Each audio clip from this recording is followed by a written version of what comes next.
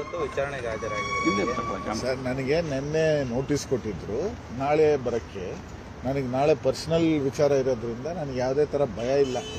ಏನು ವಿಚಾರ ಇದೆ ಮಾತಾಡಬೇಕು ಕರೆದ್ರು, ಏನು ನಾನು ಕ್ಲಾರಿಫಿಕೇಶನ್ ಕೇಳಿದ್ರು ಅದನ್ನು ಬರೆದುಕೊಂಡು ಬಂದಿದ್ದೀನಿ. ಯಾವುದೇ ಥರವಾದಂಥ ಏನೂ ನಂದು ಇನ್ವಾಲ್ವ್ಮೆಂಟ್ ಇದರಲ್ಲಿ ಇಲ್ಲ. ನನಗೆ ಅವನು ಪರಿಚಯ ಇದ್ದಾನೆ ಅಂತ ಶಿಲ್ಕಿ ಅವರು ನಮಗೆ ಪರಿಚಯ ಇದ್ದಾರೆ. ಅವ್ರ ಬಗ್ಗೆ ಕೇಳಿದ್ರು, ನಿಮ್ಗೆ ಹೆಂಗೆ ಪರಿಚಯ ಎಲ್ಲಿ ಎತ್ತ ಅಂತ. ಅಷ್ಟೇ ಮುಗಿದೋಯ್ತು. ಅದು ಬರೆದುಕೊಂಡು ಬಂದಿದ್ದೀವಿ. ಸರ್ ನಿಮಗೆ ಹೆಂಗೆ ಪರಿಚಯ ಸರ್? ಅದ್ರ ಬಗ್ಗೆ ನಾನು ಆಲ್ರೆಡಿ 1000 ಸರಿ ಟಿವಿಯಲ್ಲಿ ಹೇಳಿದ್ದೀನಿ. ನನ್ನ ತಮ್ಮನಿಗೆ ಅವ್ರದ್ದು ಫ್ರೆಂಡು ಆದ ರೀತಿ ನನಗೆ ಪರಿಚಯ. ಬಾಕಿ ಇರೋದು ಇನ್ವೆಸ್ಟಿಗೇಷನ್ ಮುಗಿಯುತ್ತೆ, ನಿಮಗೆ ಗೊತ್ತಾಗುತ್ತೆ ನನ್ನ ಇನ್ವಾಲ್ವ್ಮೆಂಟ್ ಇದೆಯಾ ಇಲ್ವಾ ಅಂತ. ನನಗೆ ಯಾವುದೇ ಥರವಾದಂಥ 1% ಕೂಡ ಭಯ ಇಲ್ಲ. ಇದರಲ್ಲಿ ನಂದು ಏನೂ ಇನ್ವಾಲ್ವ್ಮೆಂಟ್ ಇಲ್ಲ. ಒಂದಿನ ಮುಂಚೆ ಬಂದಿದ್ದೀನಿ, ನಾಳೆ ಕೊಟ್ಟಿರೋ ನೋಟಿಸ್ಗೆ ಇವತ್ತೇ ಬಂದಿದ್ದೀನಿ. ಮುಗಿತು ಸರ್. ಮತ್ತೆ ಈ ಕೇಸಲ್ಲಿ ನಿಮ್ಮ ಹೆಸರು ಯಾಕೆ ತೊಳ್ಕಾಕೊಂಡು ಅಂತ ಹೇಳಿ ಇವಾಗ ನೀವು ನನ್ನ ಹತ್ರ ಬರ್ತೀರಿ ಸರ್.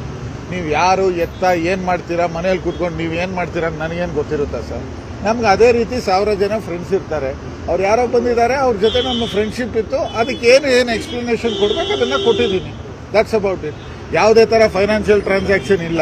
ಒಂದು ನಯಾ ಪೈಸಾ ಕೂಡ ನಮ್ಮ ಅಕೌಂಟಿಗೆ ಬಂದಿಲ್ಲ. ನನ್ನ ತಮ್ಮನಿಗಾಗಲಿ ನನಗೂ ಆಗಲಿ ಯಾವುದೇ ಥರ ಅಂತ ಫೈನಾನ್ಷಿಯಲ್ ಡೀಲಿಂಗ್ ಇಲ್ಲ.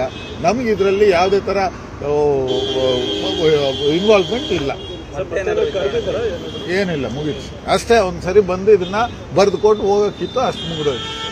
ಆಮೇಲೆ ಮಾಧ್ಯಮದ ಮಿತ್ರರ ಹತ್ರ ನಾನು ರಿಕ್ವೆಸ್ಟ್ ಮಾಡ್ಕೊಳ್ತೀನಿ, ನೀವು ನಾನೇನು ನಿಮ್ಮ ಹತ್ರ ಔಸ್ಕೊಂಡು ಓಡಾಡಿ ಇಲ್ಲ.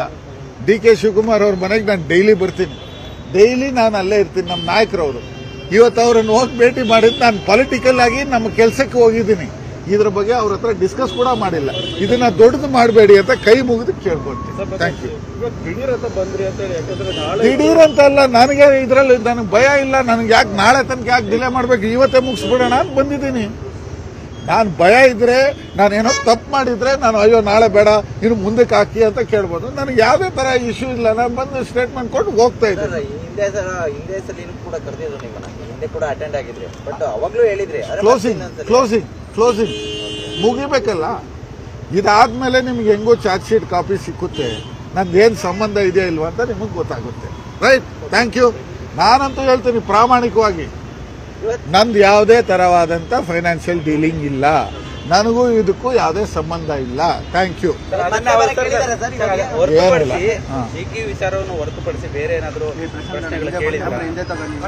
ಇದು ನೀನು ಯಾರನ್ನ ನೀನು ಇನ್ವೆಸ್ಟಿಗೇಷನ್ ಯಾವ್ದ್ರ ಬಗ್ಗೆ ಆಗ್ತಾ ಇದೆ ಅದ್ರ ಬಗ್ಗೆ ಕೇಳವ್ರೆ. ಅದು ಬಿಟ್ಟು ಬೇರೆ ನಾನೇನು ಮಾಡಿದ್ದೀನಿ ಬೇರೆ ಕೇಳಕ್ಕೆ? ಏನು ಕರೆದಿಲ್ಲ. ಇದು ಒಂದು ಕ್ಲೋಸ್ ಮಾಡಕ್ಕೆ ಬಂದೊಂದು ಸ್ಟೇಟ್ಮೆಂಟ್ ಕೊಟ್ಟು ಹೋಗಿ ಅಂತ ಹೇಳಿದ್ದಾರೆ ಅಷ್ಟೇ. ನಿಮ್ಗೆ ಯಾವುದೋ ಚಾನೆಲ್ ಅಲ್ಲಿ ನೋಡಿದೆ ಅರೆಸ್ಟ್ ಮಾಡ್ಬಿಡ್ತಾರೆ, ಅರೆಸ್ಟ್ನ ಭೀತಿಯಲ್ಲಿದ್ದಾರೆ ಅಂತ. ಯಾವ ಭೀತಿನೂ ಇಲ್ಲ, ಕೀತಿನೂ ಇಲ್ಲ. ಒಂದಿನ ಮುಂಚೆ ಬಂದಿದ್ದೀನಿ. ನನಗೆ ಈ ನಾಡಿನ ಕಾನೂನು ಮೇಲೆ, ಈ ಬಾಬಾ ಸಾಹೇಬ್ ಅಂಬೇಡ್ಕರ್ ಕೊಟ್ಟಂತ ಸಂವಿಧಾನದ ಮೇಲೆ 100% ನಂಬಿಕೆ ಇದೆ. ಕಾನೂನು ಕೆಲಸ ಮಾಡುತ್ತೆ. Thank you.